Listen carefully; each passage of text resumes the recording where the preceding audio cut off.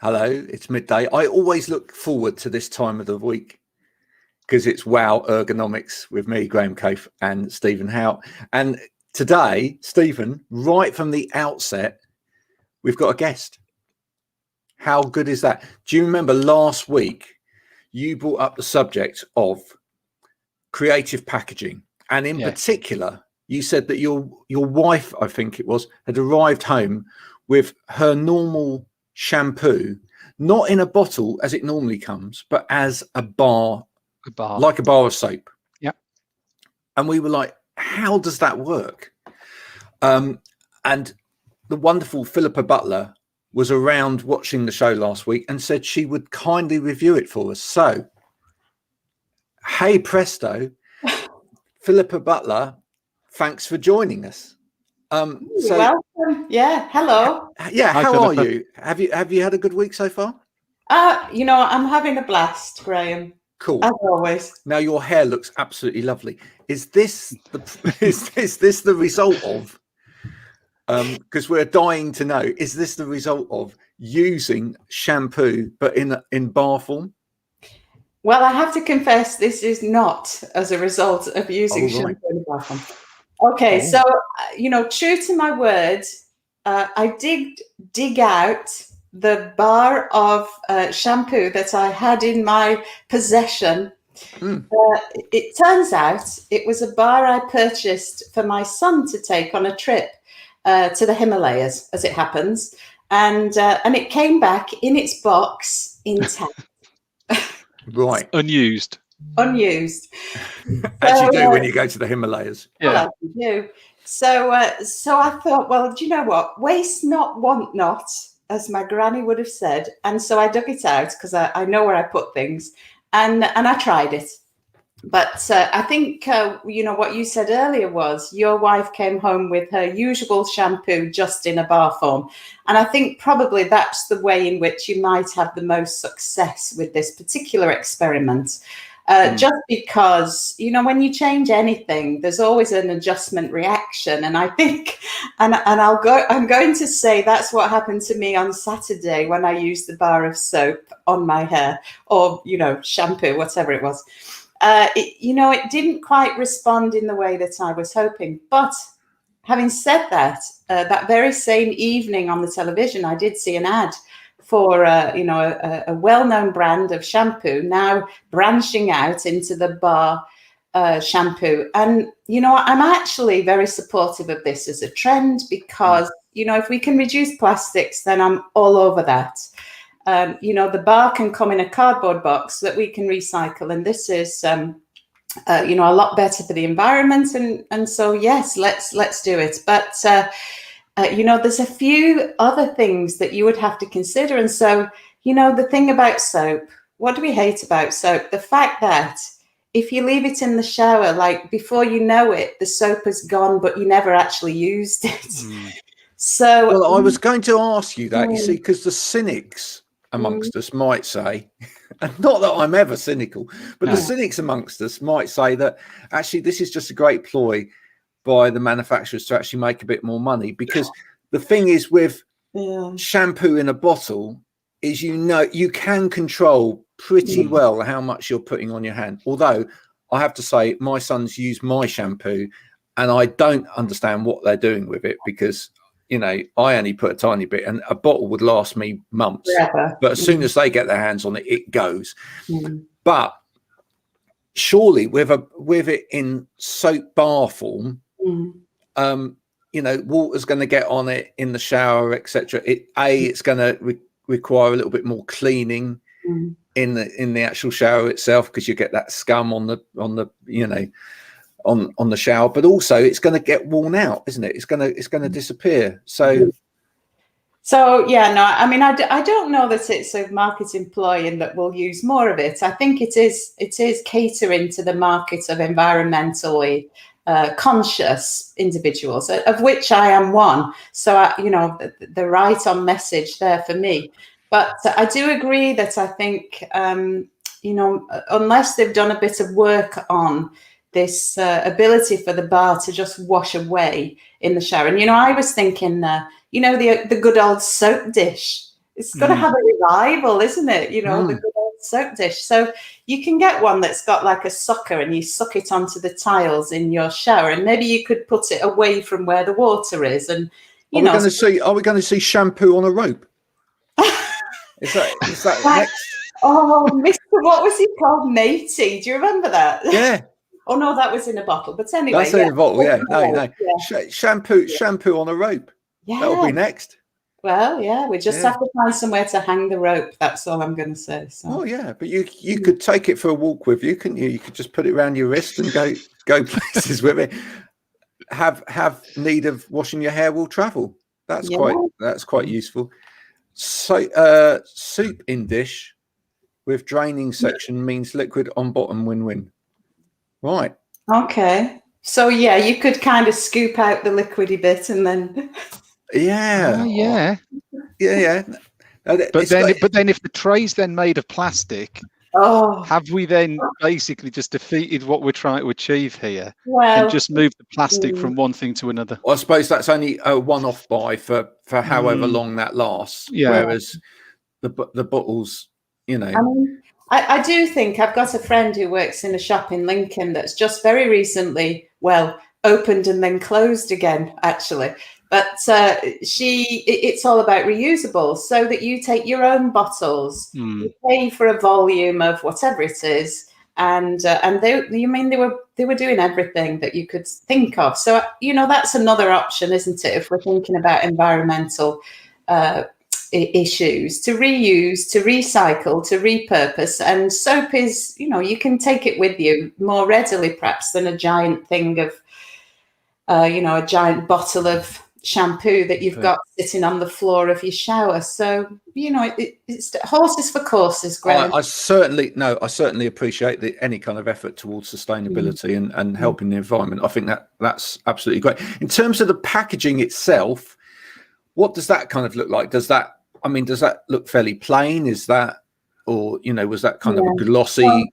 No, this particular one was definitely geared up to appeal to the environmentally conscious, like plain brown cardboardy with a bit of print on, and all natural ingredients, I hasten to add.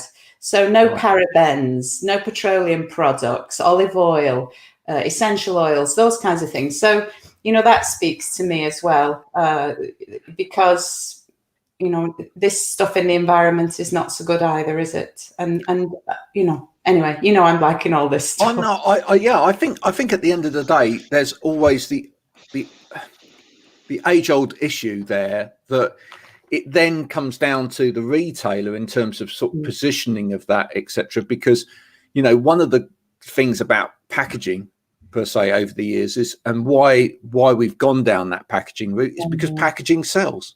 At the end of the day, the logo on the front, the image on the front, the color of the bottle, all of those sort of things. If you see a sea of white bottles in the shampoo region, and then suddenly, look at that one, it's bright green, etc., it catches your eye, and then and it's suddenly got the right words on the front of it, like restores all hair, and makes you look beautiful at 10 yards. I mean, all of those things sell to the end user. And if we're going to go back to something that's plain wrapped and it looks it looks quite plain, and if everybody did that, the issue is then, how do you then as a consumer go make your choice? But I guess, Graham, the challenge for the manufacturer is, am I brave enough to go very plain on the packaging, knowing that if my competitors don't, I'm going to lose sales because they're still doing the orange with blue spots bottle that draws the eye on the shelf. So it's that risk, isn't it, really, that you want to go down the route from an environmental perspective, but from a commercial perspective, do we lose sales because we lose that X percentage of person who is influenced by the package when they're physically in store? Yeah. Well, I think if you're the only person doing it, that's fine, because in a way you're the one that stands out because you're that. But if we're actually encouraging everybody to do that, that's when it starts to become a bit more difficult, because everybody's packaging looks plain. Yeah. So, I mean, you've been through that as a business yourself, haven't you? I mean, you've moved your packaging from, sort of more plastic and glossy looking with, to more cardboard based with sort of just plain printed text on it. Yeah, a couple of products where, I mean, one in particular, and do you know what? I'd not maybe fully appreciated it till I was doing a roadshow with some customers and sampling a product, and it was a mouse that came with, because you wanted to have a visual impact, it came in a clear box with a sort of a black plastic base that it sat on, and when you took it out, there was 2 layers of plastic, and the bottom was black, and you thought, this is crazy. Actually, the reality is what we would do. Our product isn't generally sold off the shelf by the eye. It's sold generally online. So therefore, absolutely a very swift changeover to a fairly plain cardboard box. The plastic has gone, an element of neutral branding on there, but actually we were using a type of packaging for a product that isn't sold sort of in a retail environment. Therefore, it didn't require that. You'd chosen the product already, and it just needed to come in an acceptable degree of packaging that would protect it and equally brand, but not at the expense of a lot of plastic. So yeah, we picked up on that again with customer feedback. Again, we'd maybe packaged it one way, but actually needed it to package it another. So maybe that's the starting point for most companies, really, is to look at where they're actually selling stuff at the coalface and say, well, is this a product that actually needs to have any kind of physical appeal in the first instance or not? And can we reduce down? I think it will be interesting to see the long-term ramifications of this, because as I say, I think the issue is going to be actually for the reseller at the end of the day, that if we suddenly get a whole load of soaps or shampoos in nice cardboard packaging, which is fairly plain, in the supermarket, you'll walk down that aisle and all you'll see is a wall of cardboard. Yeah And then it's, from the reseller's point of view, it's, well, hang on a minute, there's nothing here that's actually then leaping out. And that can make it more difficult to attract the person just who hadn't even thought about buying that this week, but now is going to go, oh yeah, impulse buy that. So yeah, I mean, it's interesting because that particular one I saw on the television was definitely packaged, in bright colors and right. Yeah, definitely. But I mean, when you get things through the post, you're talking about people ordering things, getting it through the post in a, it's a tiny thing in a massive box that comes from persons that will remain nameless. And, if they had to get rid of all this packaging that they're dishing out, they might think differently about it. And this is the thing at the end of the day, that it's the end user is the one who's handling all this stuff. And the manufacturers are having very little in the way of comeback. Hugh Fernley-Whittenstall in that program on the television where he told people to send all their packaging back to the supermarket that they bought it from, just to, and it really does illustrate this point that, marketing's one thing, but the environment is, we want it to be there for our future generations, and we need to look after it now. And packaging's massive, and so the responsibility of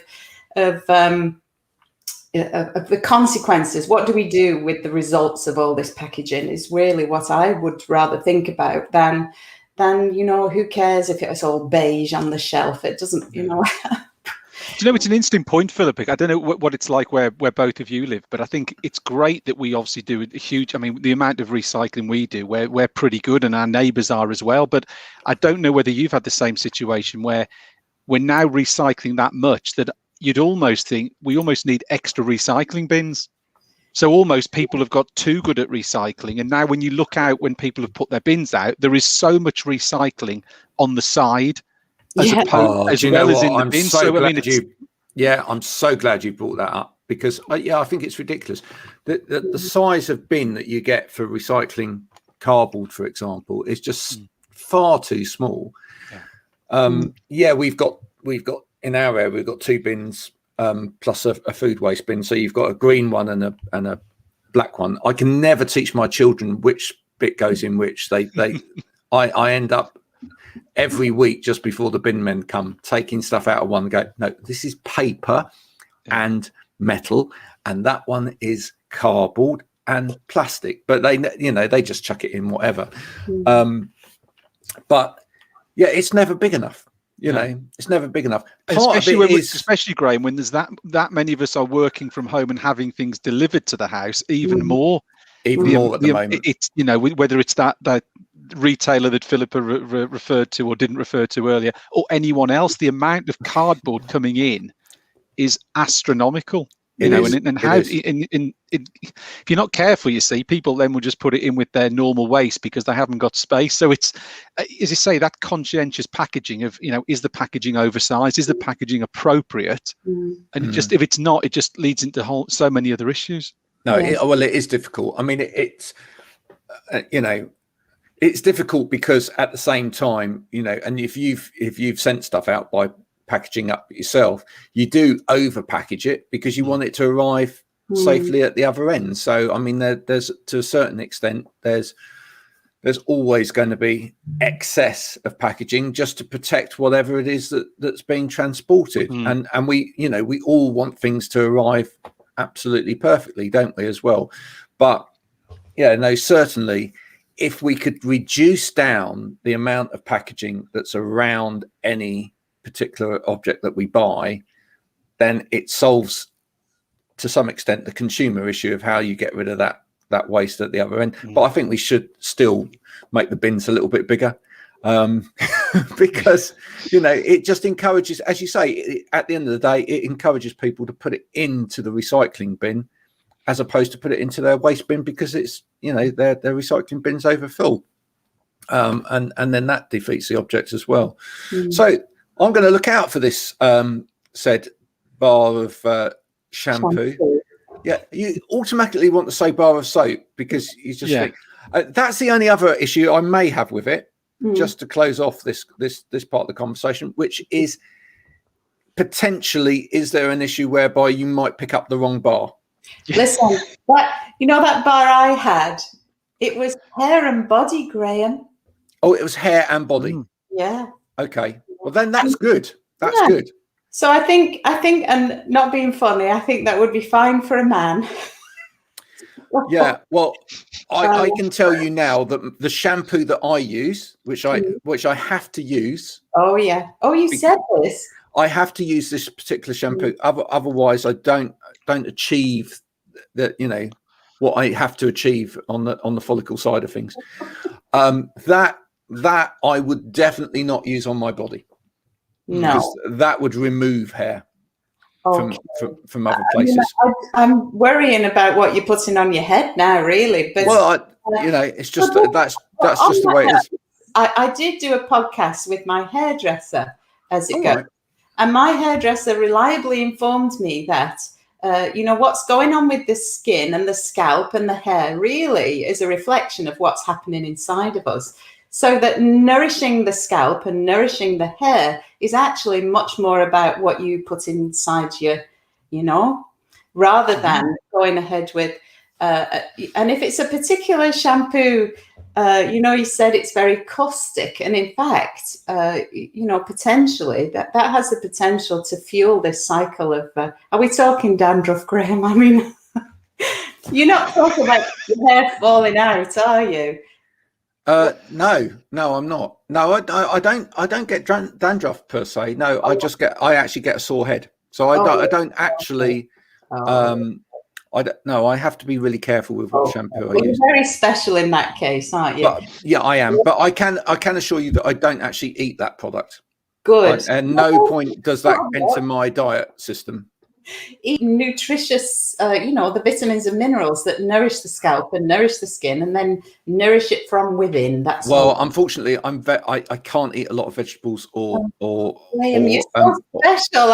Honestly. No, I can't. I can't eat a lot of vegetables or fruit. because they don't agree with me. So yeah, okay, all right. So there are people with conditions that mean that digestive absorption is interfered with, and yes, then ultimately we have to nourish from, and I've got a family of people who suffer from eczema. We try our best to keep on top of it from inside, but if we can't do that, then invariably you are resorting to products, medicated products, or whatever it is. So absolutely, apologies for making assumptions, Graham. No, it's absolutely fine. Absolutely fine. I might try eating it if it's organic. Yeah, well, I mean, a vitamin, a multivitamin, maybe. I don't know. Anyway, I'm not a doctor, am I? This is. Don't want to get outside my scope of praxis. But thank you very much for being our guinea pig and actually trying that bar of shampoo out for us. And I'll look out for that. I particularly want to see it when it comes out on a rope. That's for me. That's going to be the epitome of it, because that takes us right back to the 70s. That does. Yeah. Oh, it does. A blast from the past. That will be it. That would stand out in the shop. Oh yeah, it would now. Yeah. Yeah. You could just have that little bit of rope. Mind you, is that additional packaging? I just. Oh gosh, you know what? It's all too much. Yeah, we could go round in circles for days. Right. Philippa, thanks for joining us today. Thanks, Bye Philippa. for now. Okay. Wow, that was fantastic, wasn't it? Yeah. So now we know. We know now that it doesn't work. Basically, that was the big build up. The big build up was that actually it's not quite there yet. But which is what I suspected. I personally had my doubts about the fact that it might cause additional scummage around the sort of shower area. And my concern with that is, just to finish off on this particular subject before we really kill it to death, is that actually, if you are actually then faced with a lot of soap scum around the shower area itself, you're then going to be using more caustic product to clean the shower. Which stick again to bottles, Graham. Stick to bottles of shampoo and let's move on, I guess. What we actually need in shops is machines where you can refill the bottle. Yeah.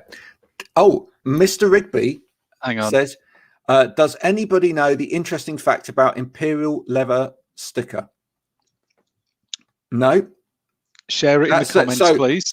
So Imperial leather, for people that don't know, is a type of soap. Other soaps are available. And it's quite an unusual shape. It's got a kind of sculpted edge to it, but in the center of it there's a little sticker, which is it like a crest or something like that? I think so. Well, I'm guessing Mr. Rigby's going to tell us, and hopefully Mr. Rigby, who is watching at the moment, is going to tell us.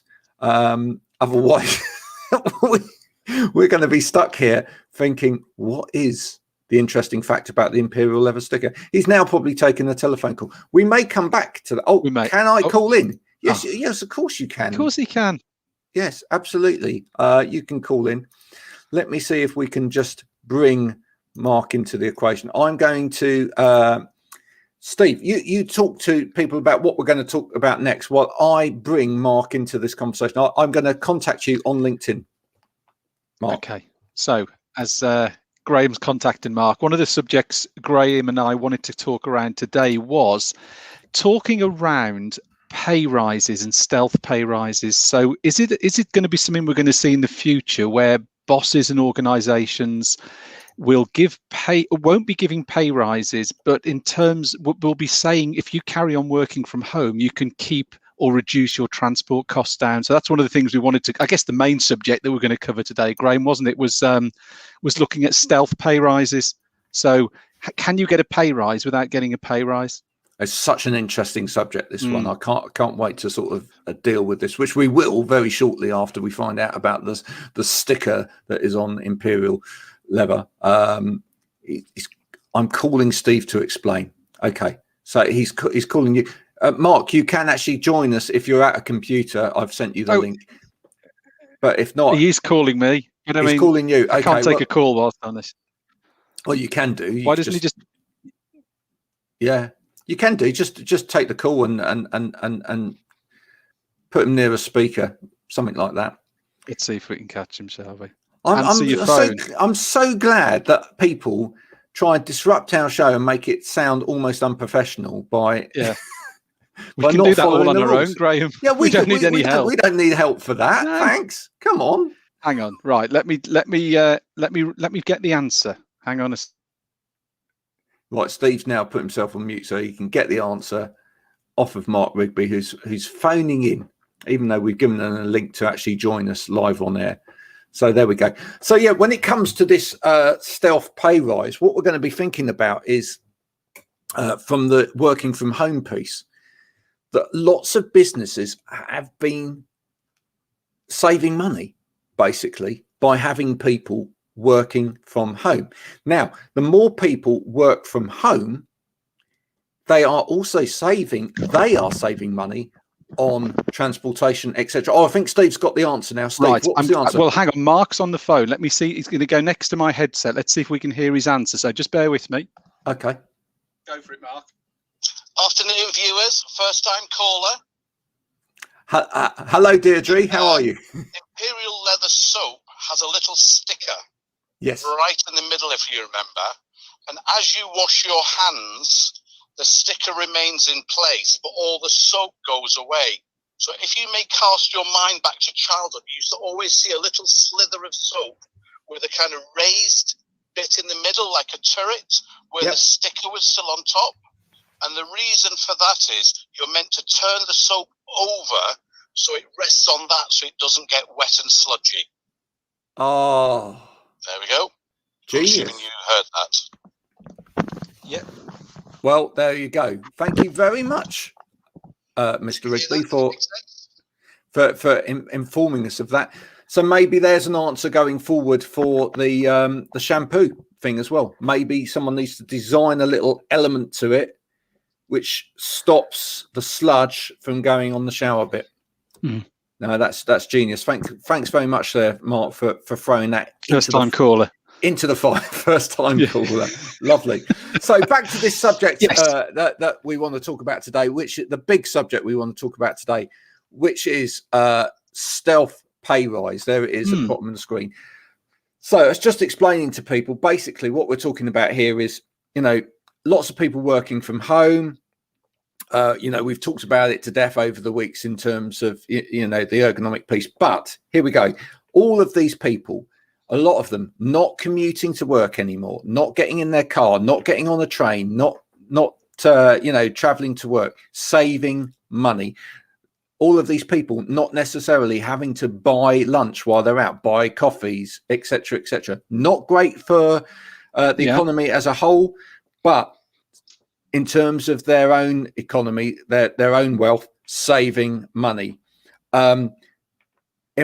Employers in the future not necessarily having to outlay so much in terms of real estate because actually their people can work from home. They are saving money, right? But also their people are saving money. Is there already going on, or could there potentially be going on in the future, a stealth pay rise for workers out of the fact that you can say, now, because I allow you to work from home, you're getting in your pocket extra per year, X amount. And therefore, I'm effectively giving you a pay rise, but without me actually outlaying any more money.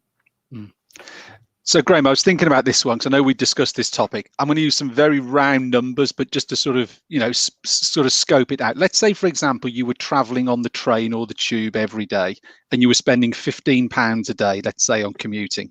5 days a week, that's £75 a week. Yep. Let's say there's 4 working weeks in a month, that's £300 a month.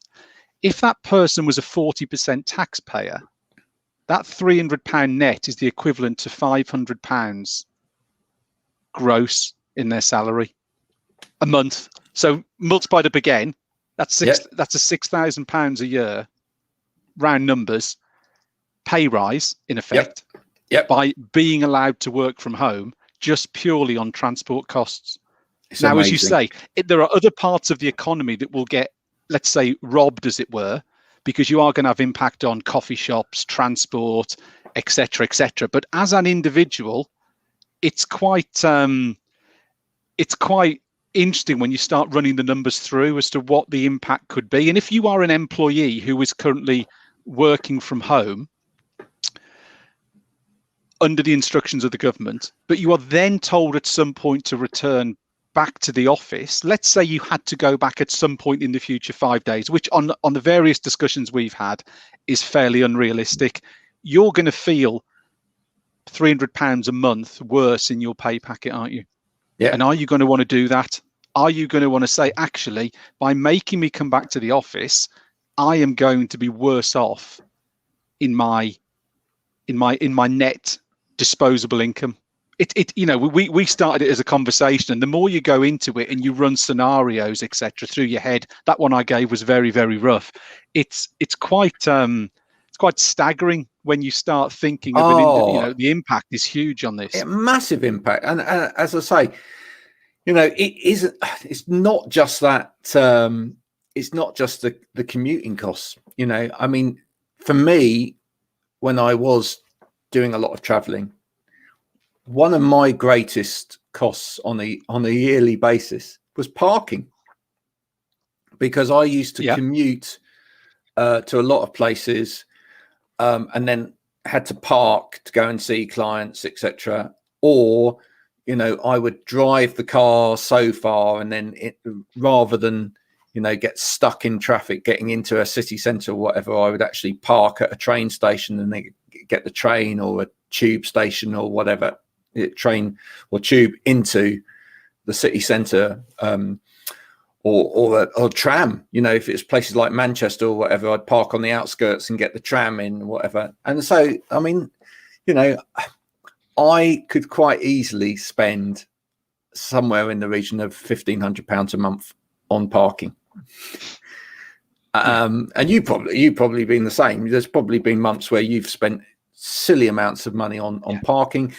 As I say, then there's the transportation as well, and then of course, on top of that, because you're on the move all the time, you potentially have to leave earlier in the day. You have to come home later at night.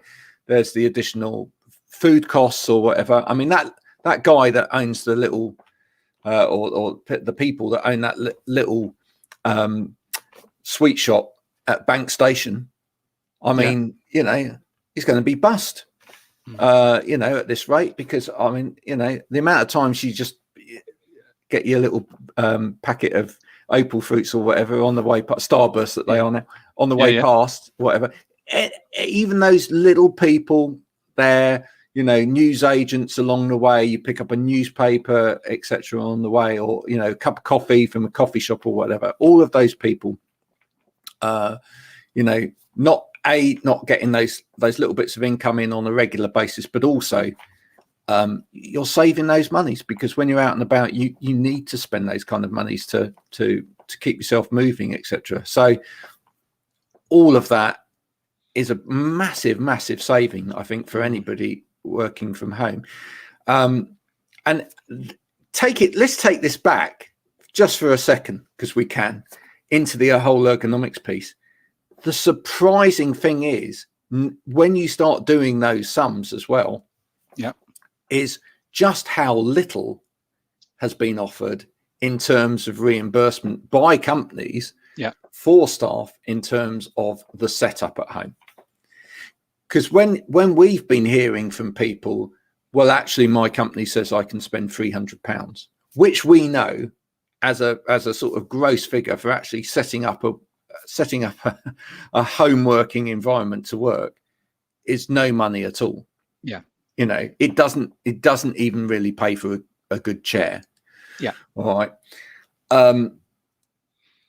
Given the fact that there's all of this additional cost saving, is that because in companies' minds, my staff are already saving all of this money, they should be spending some money out of their own pocket to accommodate this? Or, is it because actually, if businesses are savvy enough and they've actually started to relinquish some of the real estate costs or whatever that they've got, they should be ploughing more money back into accommodating the home working piece, because clearly there's cost savings on both sides here. Yeah, I think we've seen an element of investment in home working, equipment, accessories, setups from employers. I do think a good proportion of those corporate customers out there haven't potentially been able to sort of hand back any property, and therefore their argument, rightly or wrongly, and we know wrongly because people should be set up, we touched on DSE before, etc., but I do believe a lot of investment is held back until they relinquish the properties, and therefore will go, now we're making a saving because we're not hiring that building, now we'll plough that money into the setup from home, like we've touched on before, Graham. That still doesn't support the people who have been working from home and have been creating short, medium and long-term physical issues because of the fact they haven't been working correctly. But I do think because companies haven't seen that cost saving, they may be reluctant to immediately release that upfront. I think there's another wave of investment will come over the next 3 to 36 months as businesses are able to sort of save money and invest, because they legitimately will say, we no longer have that cost, we now have the funds to go and do that. The other thing that I think is quite interesting here is how much of this has been kept at bay at the moment by other contributing factors. So how much of it is being looked at the moment in terms of balance with regards to homeschooling, for example? How many businesses are saying, actually, although potentially you are better off working from home, we are not better off, because we've still got these buildings, etc., but also we know realistically that you are not necessarily performing completely at full tilt at the moment, because you have to be homeschooling, etc., looking after other people that are vulnerable, etc., and therefore I know you're doing your best and you're getting the job done per se, but it's not that you're really outperforming at the moment in terms of business, because we know that there are all these other contributory factors there.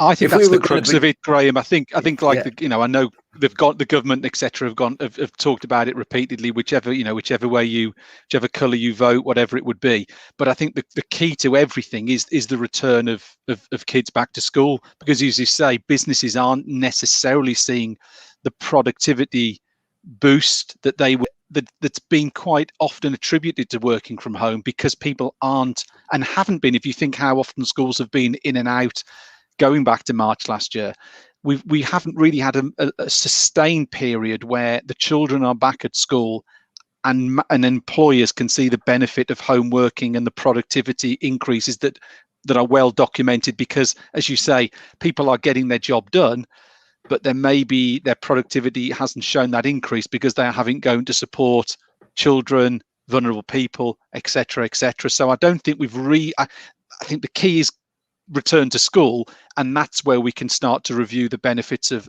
home working and its associated productivity increases. Yeah, I'd love to know other people's views on this. So if you're watching this back at whatever time of day, do put your comments on, etc. And another kind of taking it into another contentious issue as well is I do wonder over this period as well whether there have been some people that have been looking at the whole homeschooling piece with home workers, and they've actually felt, and people, you can just, I'm not saying right or wrong here, I'm just saying, do give us your opinion on this, but have there been some people that have looked at it a little bit like, do you remember smokers at work? Yeah. In other words, hang on a minute, but I don't have children and I'm home working and I'm working for this company. I'm working 16 hours a day and I'm bashing it out at the moment because actually I don't have this homeschooling to do. And yet, I've got other people on my team that have got homeschooling to do. And that's kind of, I'm just saying, there could be some people that feel that there's a mistreatment there as well at the moment. And we used to see that with some people felt about anyone that was taking smoking breaks. Hang on a minute. Yeah. Why do they get extra breaks during the day to go out and smoke when I can sit here and do my work all day long and I don't need those smoking breaks? The legal side would be quite interesting, Graham, and I am going to make a shameless plug here, because Bacher Elkhausen have a webinar on the 17th of March. Am I allowed to do the plug, Graham, or do you want me to start? Of course. No problem. Fine. We are doing a webinar on the 17th of March, and actually it was a friend who we both interacted with a few months ago, Jonathan Waters, who gave a presentation on the legal side of home working and returning to the office, and we've got a webinar with him on the 17th of March, and I will shamelessly plug it over the next few weeks. I'm sure you won't mind, but I'd be really interested to know, and I'm sure this will be one of the questions that come up in a few weeks' time, is, okay, I've been working from home. Where do I stand now about going back to the office? Can I resist returning to the office? So I've been enjoying this extra money.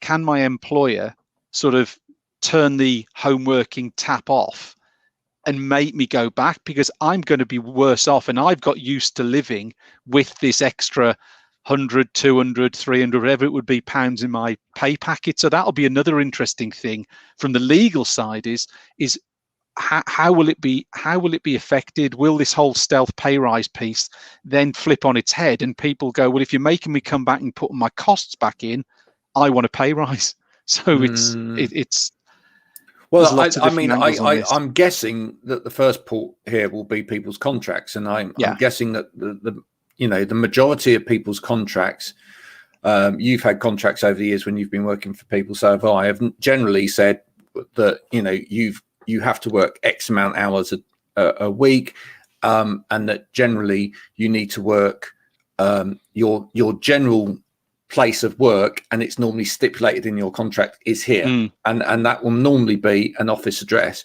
Even if you're an on-the-road salesperson or business development manager, it will normally say your main place of work is, and then there's an office address, and then it will say, but obviously, given the nature of your role, you are free to work here, there, and everywhere, but from time to time we will want you here. And if the business says that you need to be there, you need to be there. And that's going to be interesting to see how much that shifts in terms of contracts and sort of employment contract law, because if people try to go for full flexibility, will they want that kind of stipulation in a contract that says at any point you can call me to there? Or are people going to want a little bit more control over that? And it's saying, well, I'm happy for it to say I need to attend head office once a month, or with a time frame, but not that you can just call me willy-nilly into an office. Was it last week, Graham? Was it last week, or was it the week before, we touched on things like staff retention, etc.? And you suddenly then start thinking, I wonder if a lot of businesses, as we get towards the 21st of June and beyond, those businesses who push people back into the office, pull them back into the office, whatever it would be, I wonder if they then start to get some sort of staff retention issues, because actually staff think they can be equally productive at home.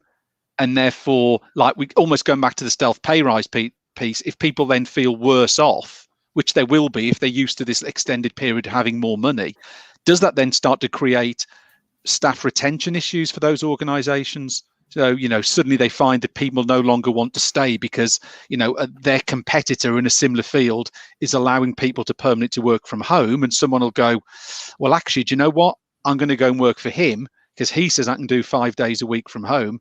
You're making me come in the office 3 days a week, and therefore I'm worse off. Those scenarios will happen, and how much that will influence employers' attitudes and adaptability and flexibility to home working will be interesting to see how that develops. But again, there will be, if you're working in a certain sector, let's say whether it's insurance or something, if a certain group of insurers are saying you've got to be in 3 days a week, and one or two others are saying no, you can work from home every week, are you potentially going to see people sort of flip-flopping between those businesses? So I think it's all going to sort of come out over the next 6, 12, 18, 24 months, isn't it, really, of the impact of businesses and their attitudes to home working.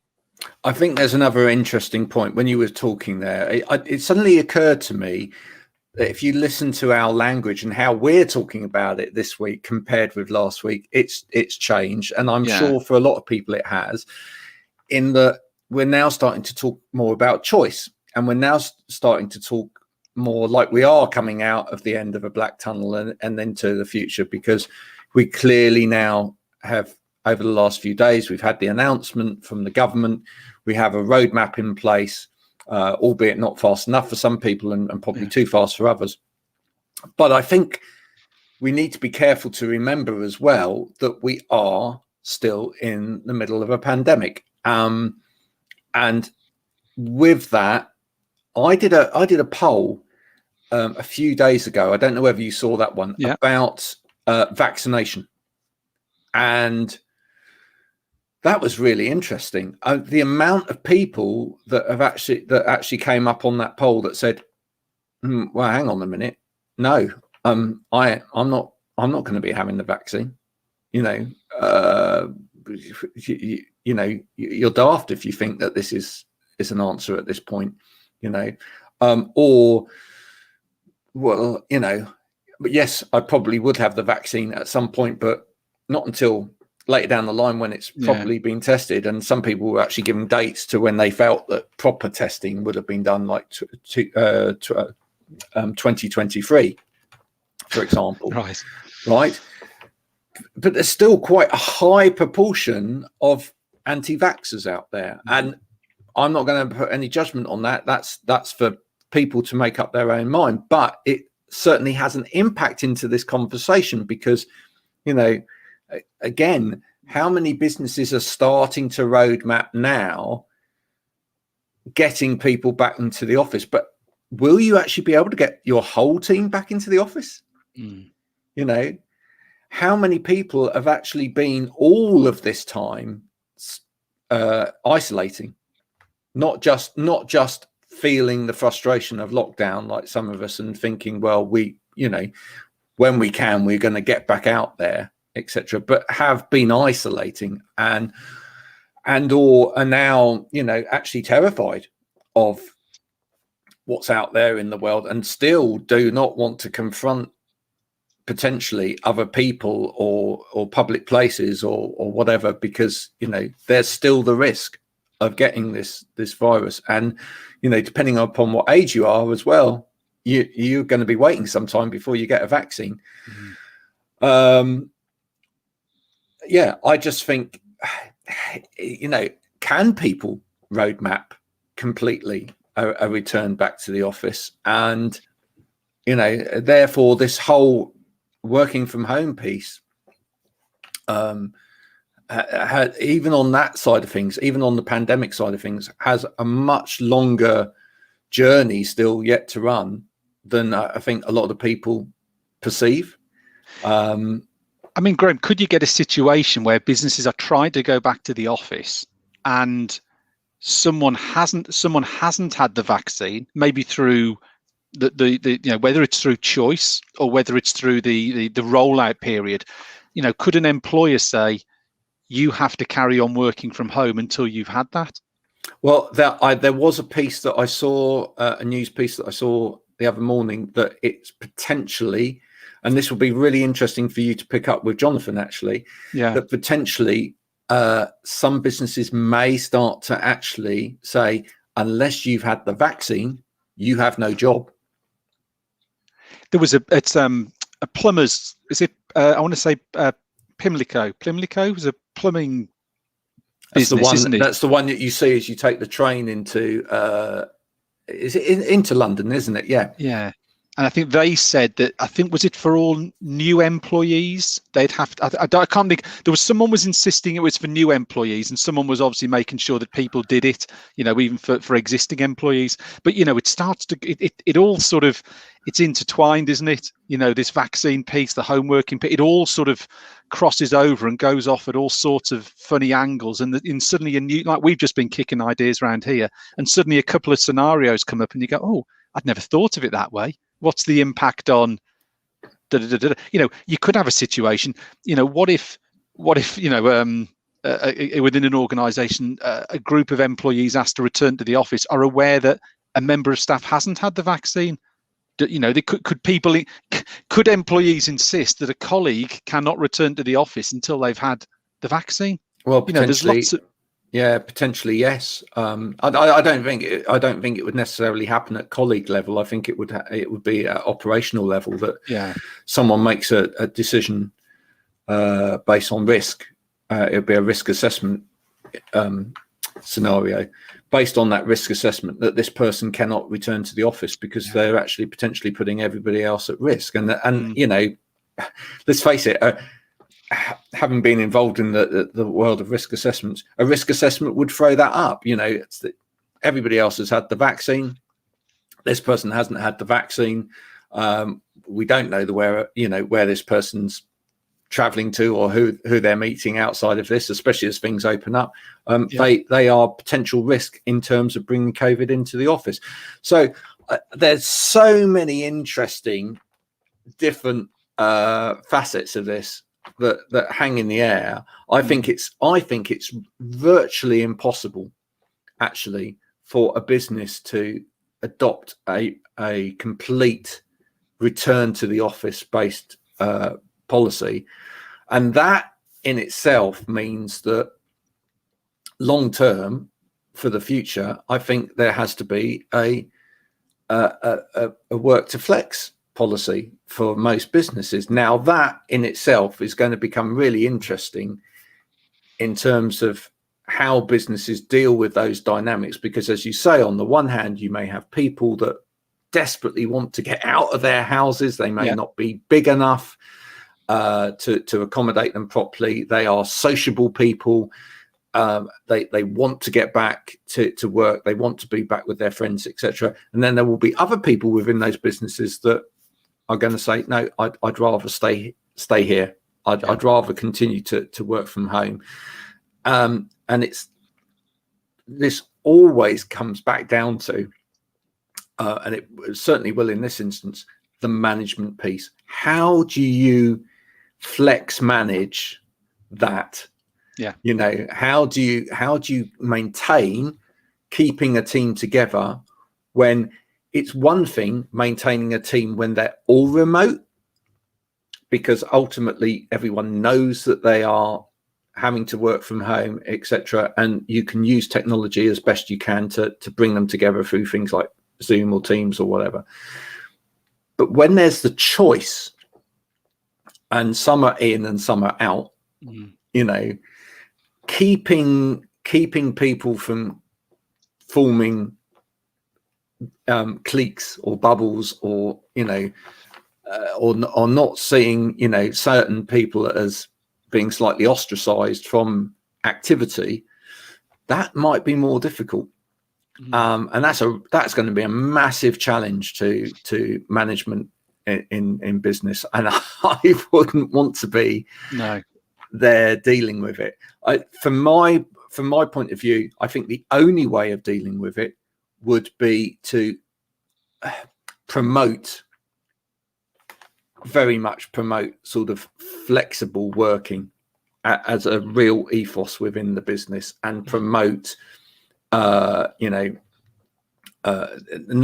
promote any kind of territorial based team effort, and therefore you give equal weight to anybody working wherever they want to work and within what hours. But that's going to see some massive cultural changes in order for that to happen. And I'm pretty certain, and again, take this up with Jonathan when you speak to him, but I think pretty certain most people's work contracts do not enable that at the moment. you know, so I think lawyers are going to be busy. Rubbing their hands. Yeah, well, to a certain extent, I think they will be. I think you're going to see lawyers really. A lot of companies are going to have to take really good legal advice on this in terms of how they restructure people's contracts, how they restructure management processes. I think a lot of we've talked about it a little bit before. Anyone that's got a very old-fashioned kind of management structure may need to look at how they restructure their management in order to accommodate much more flexible working and a much more agile approach to management, because it's just, you would have thought they would be getting that way anyway with everyone home working, but I think it's going to become essential when you've got as I say, this mixed bag of people, some working in, some working out. And I don't think, if there's that element of people, if there's a big enough element of people there who, on good legal grounds, don't want to vaccinate for the foreseeable future, there's going to be some interesting issues coming up. So, what an interesting conversation we've had today on stealth pay rise. If you've got, if you have been listening to this back at any point, whether it's on the podcast, on Spotify, of which now I think there are about 11 or 12 of these podcasts already there. Yeah. But if you're listening back and you want to get in touch with us, we are available on LinkedIn, both myself and Stephen. So Graham Cove, Stephen Howe on LinkedIn. Do look us up. You can't miss me at all because I've got like this bright yellow banner. So do get in contact and let us know what you've been thinking of this. Also, you can go to the website and contact me, www.abetterwayoflife.co.uk. And if you're picking this up on LinkedIn or Twitter over the next 24 hours or so, please do comment. And we'd be pleased to pick up those comments and get back in touch with you. Before we end today, better just talk a little bit about this coming Thursday. So the big one this week, Graham. It's a big one. I've got an announcement very shortly this afternoon of a third and final speaker. Here's the second speaker that was announced, Mary Wilcox from Claro. So the health and wellbeing event. This is an event that happens every month to do with anything to do with health and wellbeing. It initially started as a kind of an ergonomic event and people talking about mainly ergonomics, but we've opened it up to anybody that's in the health and well-being sector. It's this coming Thursday, 3:30 to 5:30 p.m. if you're in British summertime. The tickets for this are absolutely free. So if you want to get hold of a ticket for it, again, go to the website www.abetterwayoflife.co.uk. You'll see on the online event page a link to that, and you literally click it and you can get yourself a ticket for that. This time round, we're talking about assistive technology. As I say, we're going to have 3 speakers, but we're talking about it from a point of view that not a lot of people talk about, which is assistive technology as can be used by anybody from the point of view of actually helping people work smarter. I can't think of probably a better subject to talk about with people continuing to work from home, because we know that so many people are working such long hours at the moment from home. And also, actually, if you're homeschooling, lots of this kit is really great to use with your kids as well. I've used various bits of assistive technology over the homeschooling period. I've got to do a little bit of homeschooling tomorrow. Things like PDFs that are inaccessible that children need to actually fill in, etc. I know Mary was telling me herself from Claro that she uses Claro to unblock those PDFs and turn them into fillable documents. Right, brilliant. Saves the planet because you don't actually have to print it out. Lets the child fill it straight in, etc. Then you just upload that file back. Makes life a lot quicker. And it's the same from a working perspective as well. Anything we can all do in our day using different technologies that are now available to not sit at the desk for quite so long doing those tasks is beneficial, because it's time that we can be perhaps more creative, doing something else where we don't have to be at the desk, or we can go for a walk and have a meeting with somebody on the phone, etc. You know, and from a bringing it back around to an ergonomics point of view, you know, we all the time as people involved in ergonomics talk to people about movement and breaks. Yeah. And it's so hard when people feel that they just have too much work to do. So learning to work smart, learning to be able to do those functions quicker without necessarily getting bogged down in processes at the desk, really beneficial. So thanks for joining us today. This has been me, Graham Cofe, Stephen Howe, and join us again next week, same time, same place, for another Wow Ergonomics. Bye for now. Bye.